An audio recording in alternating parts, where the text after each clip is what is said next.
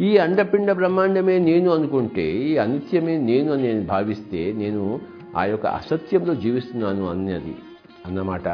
నేను ఎప్పుడైతే ఆ అసత్యంలో జీవిస్తున్నానో నాకు అపజయము తప్పదు. కౌరవులు ఈ శరీరమే నేను అనుకుంటున్నారు. వాళ్ళకి ఆత్మ పదార్థం గురించి తెలియదు. ఒకవేళ కనుక తెలిస్తే వాళ్ళు ఆ విధమైన కర్మకాండలు చేపట్టరు. ఏదైనా ఒక వ్యక్తి ఎలాంటి కర్మకాండ చేపడుతున్నాడంటే, తనకు తెలిసిన సత్య అసత్యాల ఆ యొక్క భాండాగాల నుంచి ఆ కర్మలు ఉత్పన్నమవుతాయి. ఈ శరీరమే నేను అనుకుంటే శరీరానికే ప్రాముఖ్యత, శరీరాన్ని నిలబెట్టుకోవడం కోసమే ప్రాముఖ్యత. కానీ శరీరం నిలబడదు.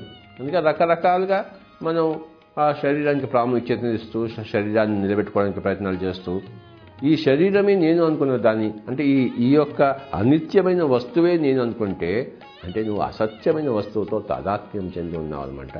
కనుక ఎప్పుడైతే నీకు అసత్యం ఉందో నీకు అపజయం తప్పదు.